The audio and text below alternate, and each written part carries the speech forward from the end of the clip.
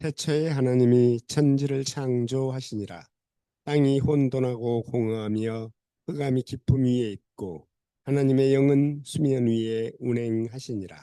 하나님이 이르시되 빛이 있으라 하시니 빛이 있었고 빛이 하나님이 보시기에 좋았더라.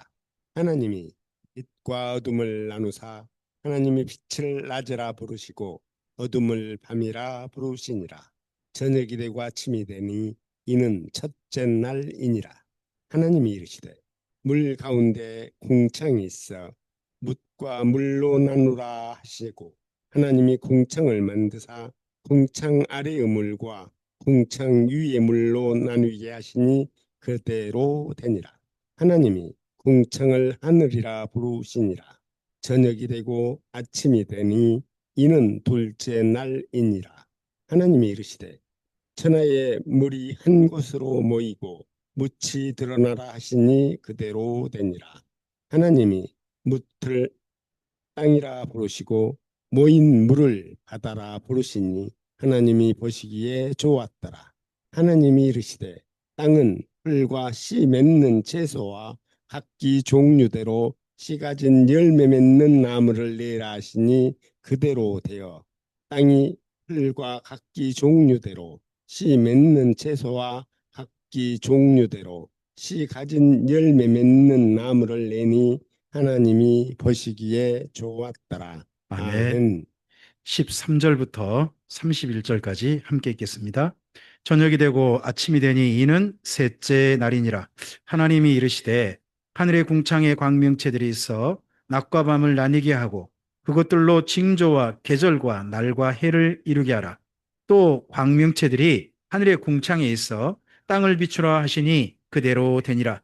하나님이 두 큰 광명체를 만드사 큰 광명체로 낮을 주관하게 하시고 작은 광명체로 밤을 주관하게 하시며 또 별들을 만드시고 하나님이 그것들을 하늘의 궁창에 두어 땅을 비추게 하시며 낮과 밤을 주관하게 하시고 빛과 어둠을 나뉘게 하시니 하나님이 보시기에 좋았더라. 저녁이 되고 아침이 되니 이는 넷째 날이니라. 하나님이 이르시되 물들은 생물을 번성하게 하라.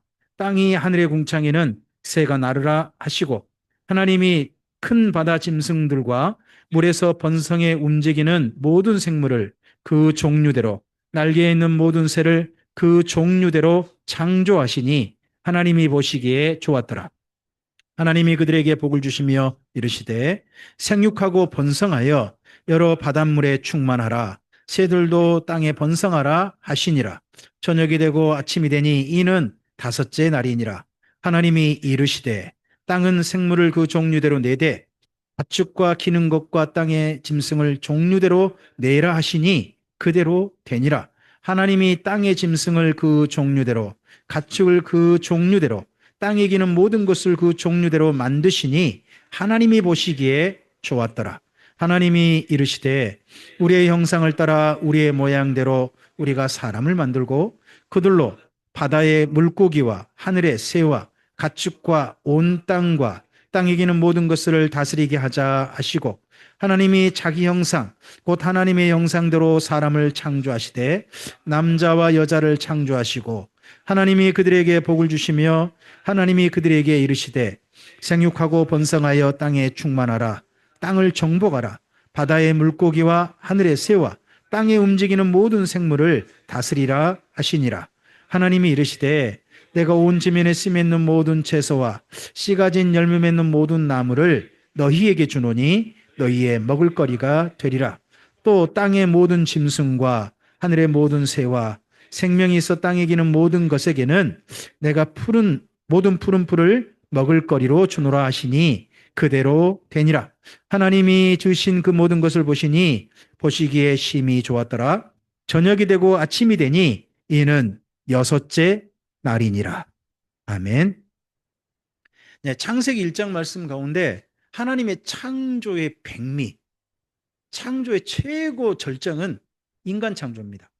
사람 창조 부분은 앞에 창조와 다른 부분도 많고 특별하게 쓰여진 언어도 많습니다. 그래서 인간 창조는 특별하게 따로 오늘 한 챕터로 해서 함께 좀 살펴보고자 합니다. 오늘 인간 창조 가운데서 여러분 거기 26절을 보시기 바랍니다. 26절 다시 한번 읽어볼까요? 하나님이 이르시되 우리의 형상을 따라 우리의 모양대로 우리가 사람을 만들고 그들로 바다의 물고기와 하늘의 새와 가축과 온 땅과 땅에 기는 모든 것을 다스리게 하자 하셨습니다. 여기에 하나님께서 사람을 만드실 때 특별한 다른 동물들, 다른 생물들과는 다른 게 있습니다. 그게 뭐냐 그러면 우리의 형상을 따라 우리의 모양대로 사람을 만들자는 겁니다. 여기 우리가 누구냐는 지금도 학자들 사이 논쟁이 있어요.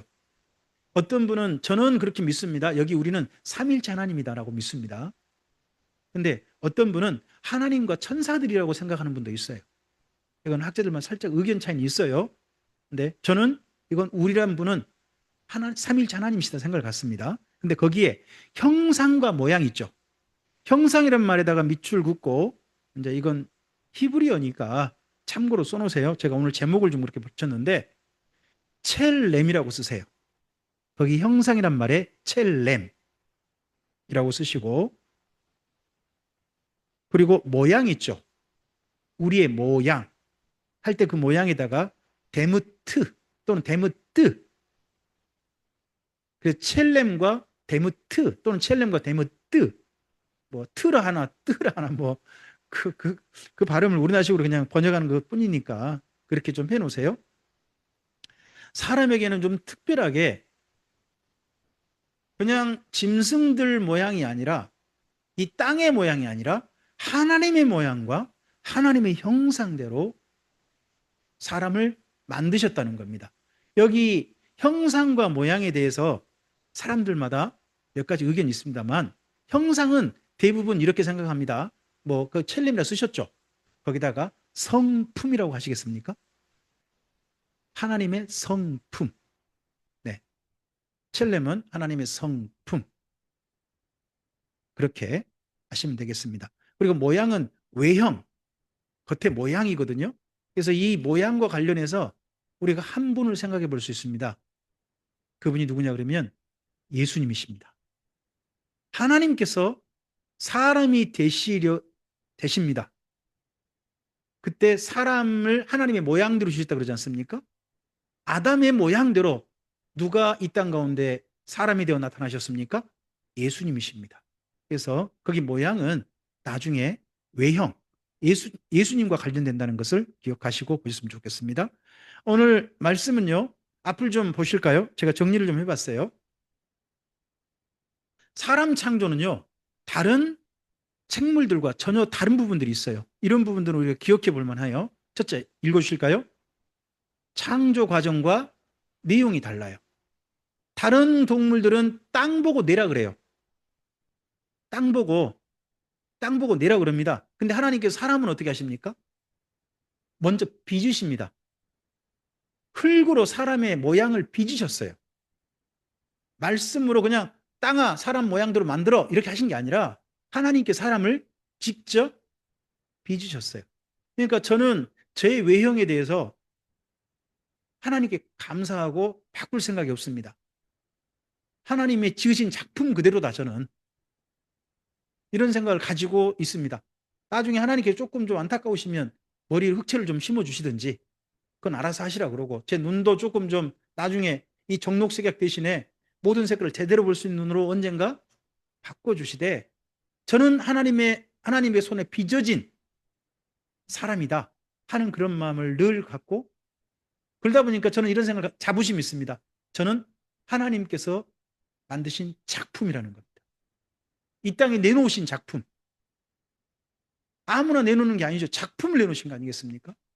심지어 저는 그런 생각도 합니다. 우리 은열이 형제도 하나님의 작품이라는 겁니다. 우리들 생각에는 뭔가 부족할 것 같고 그렇습니다. 하지만 하나님의 작품이라는 겁니다. 창조 과정과 또 내용이 다릅니다. 사람은 사람 속이 다릅니다. 첼렘과 데무트, 형상과 모양을 사람 속에 담게 하셨습니다. 좀 더 우리 첼렘에 대해서 좀 더 좀 보겠습니다. 그 다음 두 번째 읽으시겠습니까? 받은 복이 다릅니다. 하나님께서 복을 주셨다는 말이 창세기 1장에 나와요. 맨 먼저 복을 받은 대상이 누굴까요? 창세기 1장에서. 복을 주시며 하는 첫 번째 대상이 누굴까요? 바다의 물고기하고 새예요. 바다의 물고기와 새에게 가장 먼저 복을 주셨다고 나와요. 두 번째 복을 받은 대상은요, 땅의 생물들이에요. 땅의 생물들에게도 복을 주셨어요. 그리고 사람에게도요, 복을 주셨어요. 그러니까 사람만 복 받았다 그러시면 안 돼요. 창세기 1장을 잘 읽어보시면 사람만 복 받은 게 아닙니다. 한번 표시 여러분 금방 확인 가능하시죠? 거기 20절 이하에 바다와 하늘의 새들을 창조하시잖아요. 그리고 그들에게 22절 보시면, 그러니까 첫 번째 복 받은 대상은 물고기하고 새예요. 물고기가 새가 첫 번째 복을 받았어요. 그 다음에 이제 24절부터 땅이잖아요. 땅 가운데 모든 생물들을 지으시죠. 그 생물들을 지으시고, 생물들에게는 따로 복을 주시지 않았나요? 따로 복을 주시지 않았나 보네요. 네, 아니요. 거긴 따로 있지는 않네요. 대신에 사람에겐 창조하시되, 28절에 그들에게를 한다 그러면 그 다음에 또 거기 28절 그들에게 생육하고 번성하고 땅에 충만하고 땅을 정복하고 땅을 다스리라는 것도 그들이야 되잖아요. 사람이잖아요. 여긴 사람이기 때문에 사람에게만 복을 주신 걸로 됩니다. 자, 여기 그 사람들에게 복을 주시는데 이 복이 앞에 생물들이 받은 복과 달라요. 내용이 달라요. 이 복에 대해서 또 우리가 좀 함께 좀 정리 한번 해볼게요. 그다음에 세 번째 앞을 보실까요? 뭐가 달라요? 명령이 달라요. 다른 생물들은 어떤 명령을 받았나요? 생육하고 번성하라 하는 명령을 받았죠. 생육하고 번성하라. 근데 사람에겐요, 정복하고 다스리라는 명령까지 붙어 있어요. 정복과 다스리라는 명령이 붙어 있습니다. 그리고 먹거리도 살짝 달라요.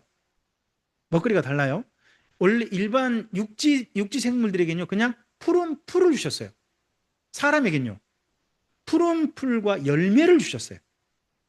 그러니까 사람에게 주신 좋은 먹거리 가운데 뭐가 있다는 거예요? 열매가 있다는 겁니다. 채소와 열매. 이건 하나 사람들에게 주신 복의 먹거리인 거죠. 복의 먹거리. 그리고 하나 더 봅시다. 하나 읽어주세요. 사랑을 다 배우도록 지으셨다. 제가 이 표현을 기억해 보셔야 돼요. 사랑을 배우도록이 아니에요. 사랑을 어떻게 배우도록? 다 배우도록. 사랑을, 하나님께서 베푸신 사랑을요, 이 땅 가운데 할 수 있는 존재는 누굴까요? 저는 짐승들도 사랑한다고 생각해요. 짐승들도 사랑해요. 짝꿍들끼리 사랑하고요. 자식도 사랑하고요. 해요. 제가 어제 저 운열이 형도 태워다 주고 오는데 길에 고양이가 새끼를 낳은 거예요. 새끼 세 마리가 엄마랑 있는데 이 새끼 한 마리가 길에서 못 비키는 거예요. 정말 얼른 비키는데, 그러니까 엄마가 그 앞에 얼른 오는 거예요. 그러니까 보호하려는 마음이 있잖아요. 그러니까 짐승에게도 뭐가 있어요? 사랑이 있어요. 사랑이 있어요. 그리고요, 천사도 사랑이 있죠. 천사도 우정이란 사랑이 있을 것 같아요. 단 천사에게는 어떤 사랑이 없다고 그랬죠? 부부 사이 사랑이 없고, 시집가고 장가간 일이 천사는 없대요. 그러면 또 누구를 향한 사랑도 모를까요? 자녀를 길러보는 부모 자식 간의 사랑도 모르는 거죠. 근데 사람은요, 어떤 사랑을 할 수 있어요? 사람들끼리 사랑, 친구들끼리 사랑, 거기다가 하나님을 사랑할 수 있는 사랑까지 다 할 수 있어요. 그러니까 천사도 사랑을 전부 다 못해요. 짐승들도요, 자기 짐승들끼리 또 자기를 좋아해주는 어떤 사람을 사랑하고 그런 건 할 수 있겠죠. 그러나 짐승들이 하나님을 사랑한다는 말은 성경에 어디도 없어요. 하나님을 사랑할 수 있는, 그 사랑을 배울 수 있는 피조된 유일한 대상이 천사 외에는 누가 있는 거예요? 사람이 있다는 거죠. 그래서 사람은 특별해요. 뭘 다 배울 수 있다? 사랑을 다 배울 수 있다. 이런 부분들이 사람의 특별한 부분이라고 저는 창세기 1장에서 우리가 좀 확인할 수 있다고 봅니다. 자, 그 가운데서 첫 번째, 첼렘이죠, 첼렘. 첼렘을 하나님의 형상이라고 그러고 성품 다른 말로 인격이라고 합니다. 인격 그러면 우리가 예전에 뭐 어떻게 배웠냐 그러면 인격의 3요소라고 혹시 배웠습니다. 혹시 기억나십니까? 지정의. 근데 하나를 더 넣읍시다. 그게 뭐냐 그러면 이성입니다. 현대에 들어와서 인간에게 뭐가 있다? 이성이라는 게 있다. 이해하고 하는 그 능력이 있다. 하는 것들에 대해서 굉장히 많이 철학이 그 부분을 강조하게 됐죠. 자, 그래서 지성, 이성, 감정, 의지. 이것이 다른 동물들에게 어떤 피조물에게도 천사 외에는 있다고 보기 어렵습니다. 우리는 지성을 가지고 앞을 보실까요? 지성을 가지고 뭐 할 수 있습니까? 내용을 파악할 수 있습니다. 그러니까 우리가 뭔가 보고요. 자꾸 속으면요. 우리가 뭐가 모자라다. 근데 제가 참 재밌는 것 같습니다. 우리나라 검찰 가운데요. 한 종교 쪽 계열 사람들이 많답니다. 혹시 들어보셨습니까? 통일교로 갑니다. 혹시 여러분 육사 중에 한 종교군이 많다면 어느 종교인지 혹시 아십니까? 육사? JMS입니다. 실제입니다. 우리나라의 엘리트라고 하는 사람들 있지 않습니까? 저는 예전에 만민중앙교회 그러면 아주 신비주의 교회였거든요. 근데 만민중앙교회에 박사들이 수두룩했습니다. 지적인 능력이 있는 사람들인 거잖아요. 그런데 그런데 종교적인 내용 파악은 어려운 겁니다. 제가 오늘 그 통일교 청년들이 어머니 어머니 그러면서 찬양하는 영상을 하나 봤습니다. 얼마나 진실하고 간절해 보이는지. 그 어머니가 누구죠? 한학자 아닙니까? 그를 향한 그 노래가 얼마나 진짜 전혀 가식이 없이 정말 진실하게 그렇게 찬양을 하는데 정말 그게 믿어졌구나 하는 생각을 하게 됐습니다. 지성은 내용을 파악합니다. 우리가 사실을 사실대로 파악하는 능력이 주께서 우리에게 베푸신 선물이란 걸 기억하고 이것이 제대로 활용되었으면 좋겠습니다. 두 번째입니다. 이성입니다. 읽어주시겠습니까? 의미를 이해하는 겁니다. 우리는 이해하는 능력이 있습니다. 이해는 다른 말로 정반대로 뭐가 있습니까? 오해가 있습니다. 오해도 할 수 있습니다. 이해도 할 수 있습니다. 인간의 특별한 점이라고 저는 생각합니다. 그 다음에 감정이 있습니다. 감정. 이 감정은 어디하고 연결됩니까? 양심입니다. 그래서 양심에 찔린다. 이런 표현이 그냥 있는 게 아니죠. 양심에 찔리는 게 무슨 반응이에요? 사실 감정의 반응이거든요. 감정의 반응이거든요. 우리의 감정들은 양심에 찔리기도 하고요. 근데 정반대로 가면요. 양심이 무디어진다는 표현을 쓰지 않습니까? 양심이 무디어진다. 여러분 성경에 근데 하나 더 나아갑니다. 양심이 어떻게 됐다고 나오냐 그러면 양심이 굳었다라고 나옵니다. 양심이 아예 무뎌졌다가 아니라 아예 굳어져 버렸다. 경화됐다는 겁니다. 그러면 어떤 외부 충격에도요 꿈쩍 안 하는 겁니다. 악을 저지르면서도. 그럴 수도 있습니다. 인간에게 양심이라는 이 감정이라는 게 있습니다. 그 다음에 하나 더 의지입니다. 읽어주시겠습니까? 자유로 행동할 수 있습니다. 그래서 자유에는 책임이 있다 이렇게 말을 씁니다. 근데 이 자유로 행동할 수 있는데요. 사람은 거꾸로요. 자유가 아니라 억압에 의해서 행동할 수도 있습니다. 또 하나 더요. 요즘은 뭐 어떤 말을 쓰냐 그러면 소위 말하는 가스라이팅이라는 말을 씁니다. 제가 아까 우리 전사님께 여기 무주가 어느 도에 있습니까? 라고 여쭤봤습니다. 전북에 있다면서요. 전북 무주라면서요. 무주에서 제일 큰 교회가 어떤 교회일까요? 당연히 무주에 제일 가는 교회겠죠. 그런 교회겠죠. 그 교회가 통합 측입니다. 통합 측이면 헌장에서 무엇을 하지 말라고 돼 있습니까? 세습입니다.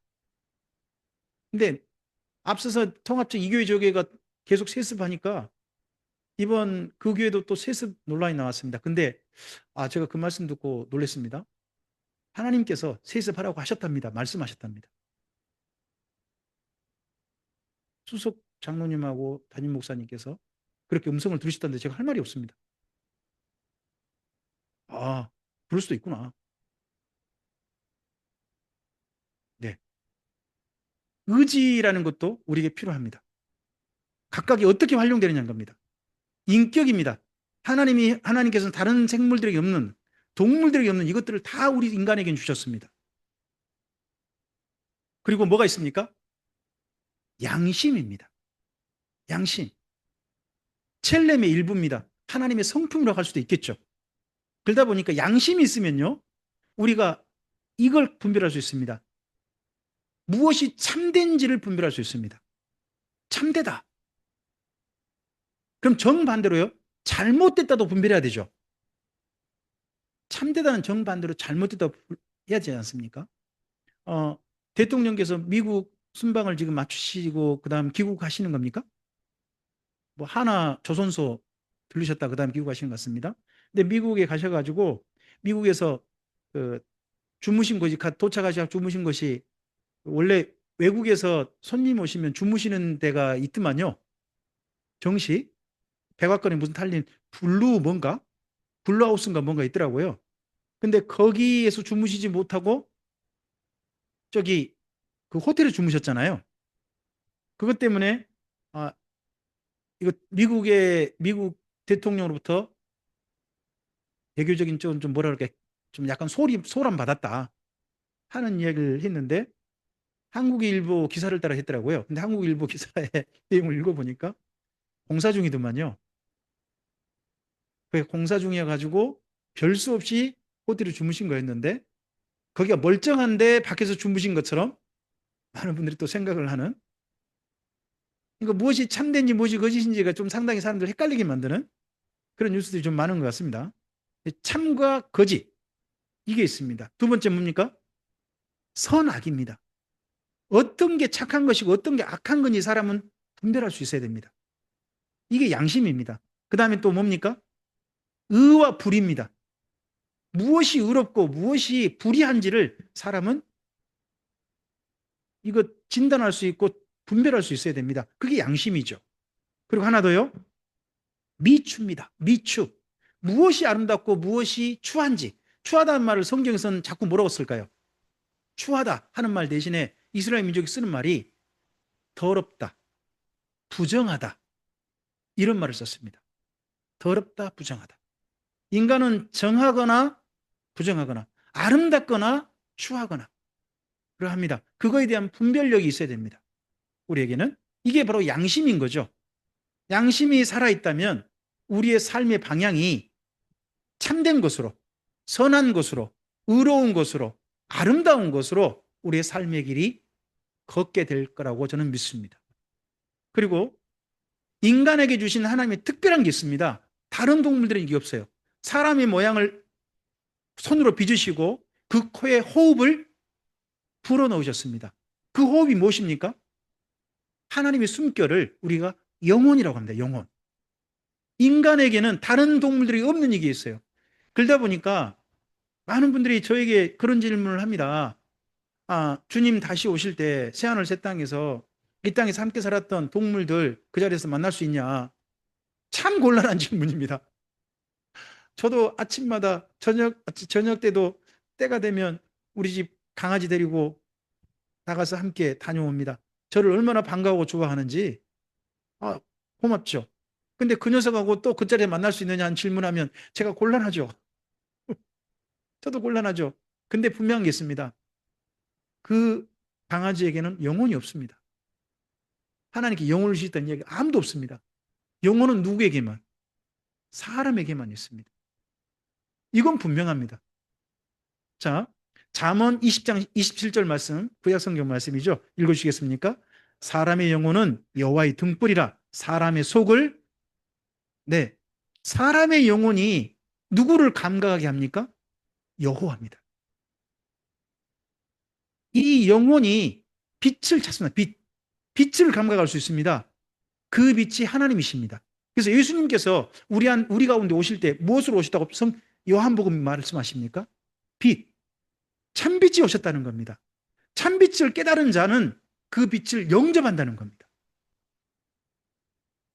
뭐가 살아있으면? 영혼이. 영혼이 감각이 있으면 하나님을, 빛이신 하나님을 내 안에 받아들일 수 있습니다. 그 다음에 야고보서 1장 21절입니다. 읽으실까요? 그러므로 모든 더러운 것과 넘치는 악을 내버리고 너희 영혼을 능히 구원할 바 마음에 심어진 말씀을 온유함으로 받으라. 우리의 영혼을 능히 구원할 바. 그래서 말씀으로 말미암아 결국 구원에 이르는 게 우리의 영혼이다 합니다. 그래서 성경을 읽다 보면 우리에게 보이는 게 있습니다. 아, 영혼이란 게 있구나. 영혼이 있어서 우리가 누구를 감각할 수 있구나. 하나님을 감각할 수 있고, 영혼이 있기 때문에 사람은 눈을 들어 하늘을 보는 겁니다. 이 모든 걸 지으신 피조하신 그분을 생각하게 되는 겁니다. 영혼이 있으니까. 제가 우리 집 강아지한테 한 번씩 물어봅니다.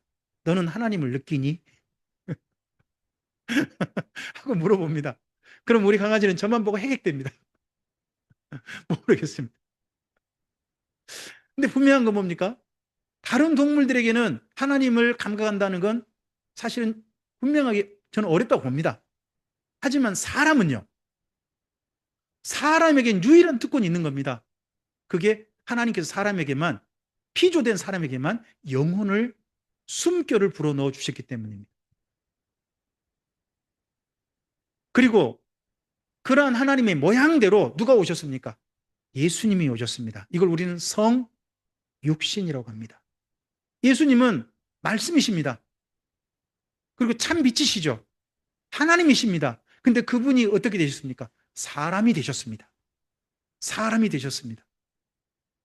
누구처럼? 아담처럼.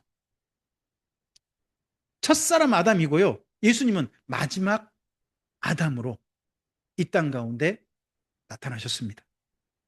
이 예수님 안에 누가 오십니까? 이것이 우리에게 준 놀라운 또 하나가 있습니다. 예수님 안에 누가 오십니까? 성령님이 임하십니다. 그래서 예수님께서 3년 반 동안, 공생애 동안 어떤 일을 하십니까? 가르치시고 전도하시고 돌보시는 일을 하셨습니다. 고치시고 하신 일들을 하셨습니다. 누가? 그 안에 누가 오심으로? 성령 강림하심으로. 그러면 사람이 되신 예수님 안에 성령이 강림하셨다면 이 땅 우리 사람인 우리 가운데 누가 오실 수 있다는 이야기입니까? 성령님이 우리 안에 오실 수 있다는 이야기입니다. 그럼 한 가지 좀 더 가봐야 됩니다. 이제 성령이 오신 사람들, 성령이 그 가운데 임재해 계신 사람들은 무슨 일을 해야 됩니까? 어떤 일을 해야 되는 겁니까? 저는 그게 예수님을 통해서 모범이라고 봅니다. 우리가 가르치고 하나님을 전도하고 또한 돌보는 일을, 다른 말로 하면 사랑하는 일이죠.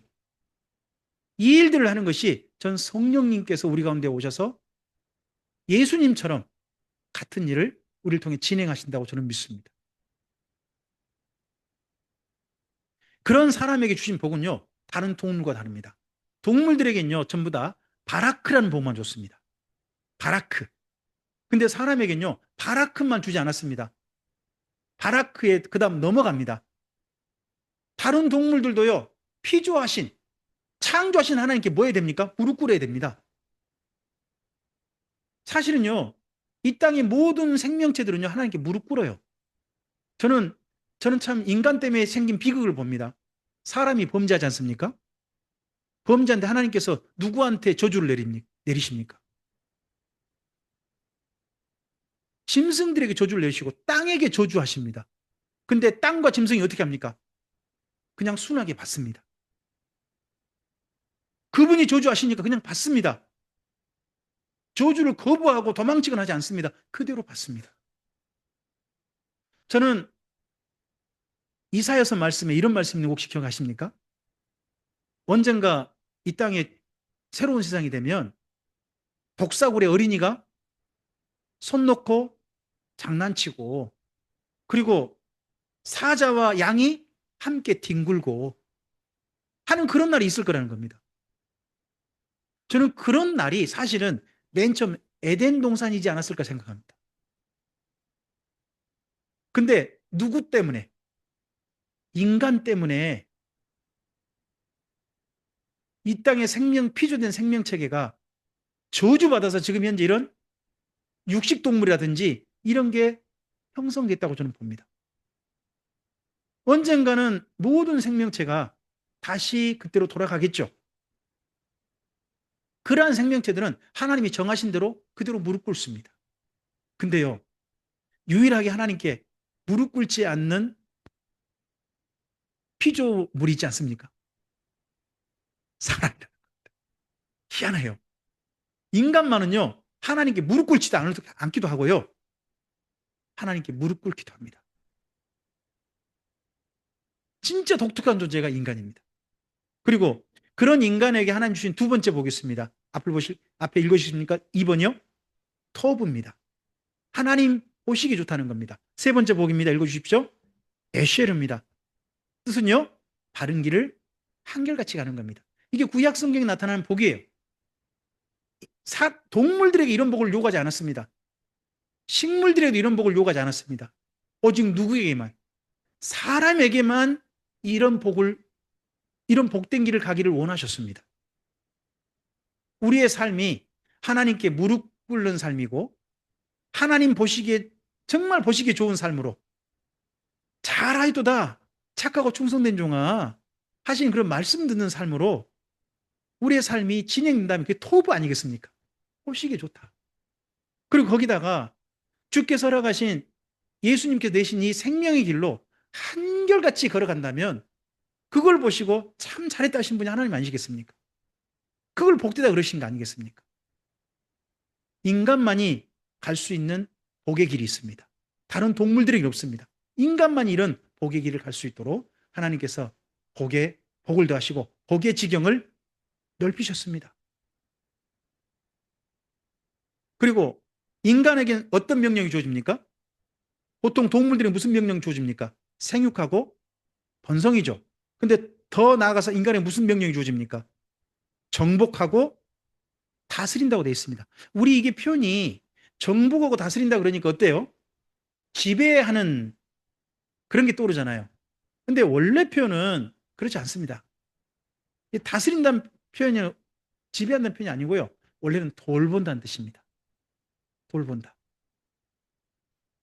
인간에게 모든 이 땅에 피조된 다른 생명체들을 하나님이 지으신 피조 세계를 뭐 하라고요? 지배하는 게 아니고 돌보라고 인간에게 맡기셨다는 겁니다. 이 말씀을 따라서요, 예수님께서 왕으로 오신 것을 설명하십니다. 사람들이 왕이 되고자 하는 것은 어떻게 하려고 그런다는 겁니까? 지배하려고 그런다는 겁니다. 근데 예수님께서 왕으로서 이 땅에 오신 것은 왜 오셨다고 하십니까? 너희를 섬기려고 오셨다는 겁니다. 그리고 마지막엔 자기 목숨을 대속물로 주려고 오셨다는 겁니다. 바로 이것이 맨 처음 아담에게 주셨던 명령입니다. 돌보라. 돌보라. 우리 주변에 풀 한 포기, 그리고 생명체들. 저도 여기 예배당 안에 자꾸 들어오는 파리에 대해서는 제가 사랑하기 참 어렵더라고요. 할 수만 있으면 잡아버리고 싶습니다. 다 사랑하기 어려운 것 같습니다. 뭐 여러분은 어떠실지 모르겠습니다만 하여튼 저는 그렇습니다. 근데 본래 하나님께서 이 모든 것들을 돌보라 하는 그런 사람으로 이 땅에 우리를 지으셨다는 겁니다. 인간에게만 이 명령이 주어져 있습니다. 어떤 동물들에게도요, 어떤 식물에게도 다른 생명체를 돌보라 이런 명령 주신 적이 없습니다. 인간에게만 주신 명령이십니다. 그러면 사람을 창조하신 까닭을 좀 생각해 봅시다. 이렇게 특별하게 인간을 창조하신 까닭이 뭘까요? 하나님께서 왜? 첫 번째 읽으시겠습니까? 하나님께서 동물들과 함께 하고자 하셨다는 말은 성경에 없습니다. 근데 누구랑 함께 하고 싶어 하십니까? 사람입니다. 그래서 하나님의 별명이 무엇인가요? 임마누엘입니다. 하나님이 우리와 함께 하시다. 하나님은 사람과 함께 하고 싶어 하셨습니다. 그래서요, 아담과 화에게 주신 특권이 있었죠. 아담과 하와가 타락하기 전에 하나님께서 그들에게 베푸신 특권이 뭡니까? 저녁 때 정도에요, 하나님과 에덴 동산을 거니는 거였습니다. 이게 특권이었습니다. 우리가 하나님과 함께 사는 건요, 다른 생명체에게는 그런 특권은 없습니다. 근데 인간에겐요, 하나님과 함께 동행하고 사는 특권이 주어졌습니다. 이스라엘 민족도 생각해 보시기 바랍니다. 이스라엘 민족이 출애굽하고 난 다음에 하나님께서 그들을 너희들 혼자 가라 그러지 않지 않습니까? 그들 가운데 성막을 짓게 하시고 구름 기둥 불 기둥으로 그들과 함께 거기를 지나가지 않습니까? 함께 하시지 않습니까? 하나님께서는 함께 하시고자 하십니다. 그래서 우리랑 함께 하는 이가 누구냐는 저는 정말 중요하다고 생각합니다. 그래서 인간은 한 가지 이건 분명 같습니다. 인간은, 저는 이 성경 말씀을 따라 이렇게 생각을 가지고 있습니다. 인간은 고독하면 죽는다는 겁니다. 제가 가진 생각입니다. 인간은 함께 할 뭐가 있어야 삽니다. 하나님이든 무엇이든. 두 번째, 읽어주시겠습니까? 백성 삼고자 하셨습니다. 그래서 하나님께서 사람을 백성 삼으신 이걸 보고 하나님의 나라라고 합니다. 하나님의 나라. 하나님의 나라. 그리고 함께 하고자 그러지 않습니까? 함께 하고자 할 때 그 함께 자고 하는 걸 거긴 뭘로 나타내냐 그러면 성전입니다. 성전. 그래서 우리 몸을 아예 뭘로 삼으셔요? 성전 삼으셔서 함께 하시는 겁니다. 그리고 백성 삼고자 하십니다. 하나님의 나라입니다. 나라. 그리고 세 번째입니다. 읽으시겠습니까? 교제하고자 하십니다. 사귐하고자 합니다. 함께 일하고, 함께 일하고, 함께 사이좋게 지내고, 화목. 이런 분으로, 이런 대상으로 인간을 택하셨습니다. 하나님께서 어떤 동물하고 친하게 지냈다. 성경 그 어디도 없습니다. 근데 누구랑은 친하게 지내고 싶어 하십니까? 사람입니다. 사람에게는 특별하게 하나님께서 그들과 사귀고 함께하고 가까이하고 친하게 지내고 싶고 함께 일하는 것도 하나님께서 원하십니다. 그리고 하나 더입니다. 읽어주시겠습니까? 사랑하고자 하셨습니다. 사람을 창조하신 까닭을 맨 처음으로 돌아가 보면 저는 이런 까닭이 있다고 생각합니다. 다시 한번 사람을 창조하신 까닭 네 가지는 좀 함께 읽어볼까요? 첫째요, 함께 하고자 하셨습니다. 두 번째입니다, 백성 삼고자 하셨습니다. 세 번째입니다, 교제하고자 하셨습니다. 그리고요, 사랑하고자 하셨습니다. 하나님이 맨 처음 창조하신 원목적, 이것이 우리의 삶 속에서 이루어진다면 우리의 삶이 이미 새로운 피조물의 삶에 자리에 있다고 믿습니다. 이 삶의 자리에서 멀어져 버린 게 뭡니까? 죄의 삶입니다. 하나님과 함께하지 않고 다른 누군가랑 함께하고 있다면 그게 죄의 삶이겠죠. 그리고 하나님의 백성이 아니라 다른 사람에게 소속되고 다른 단체에 소속돼 있다면 그게가 죄겠죠. 그리고 하나님과 사귀고 하나님과 가까워져야 되는데 다른 대상과 그렇기 때문에 거기가 죄겠죠. 그리고 하나님과 사랑해야 되는데 하나님과 사랑하지 않고 다른 대상하고만 사랑한다면요, 그것이 또한 죄인이 될 것입니다. 우리의 삶이 이 네 가지는 회복되었으면 좋겠습니다. 우리 삶에 아름답게 이루어지길 바랍니다. 그래서 맨 처음 사람을 창조하신 하나님의 뜻하심이 우리의 삶 속에 실현되어져서 우리를 보시고 하나님께 정말 반가워하시고 기뻐 만나시는 그런 우리들이 되었으면 좋겠습니다. 기도하겠습니다. 주님 감사합니다. 하나님께서 사람을 창조하신 창세기 1장의 말씀을 따라 사람이 맨 처음 창조되었을 때 하나님께서 어떻게 창조하셨고 그들에게 무엇을 원하셨는지에 대해서 성경을 통해서 가장 기본적인 내용들을 정리해 보았습니다. 사람이 고귀하고 사람이 만물의 영장이라 할 때는 바로 이러한 까닭이지 않을까 싶습니다.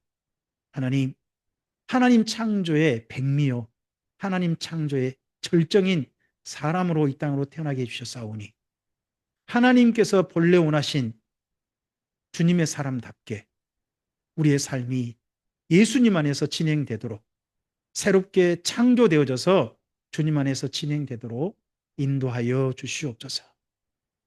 주께서 허락하시는 아름다운 생애를 가장 가치 있게 주님과 함께 동행하고 함께 동역하고 함께 이루어가는 은혜가 우리의 삶 속에 가득하게 하옵소서. 의지하오며 예수님 이름으로 기도합니다. 아멘.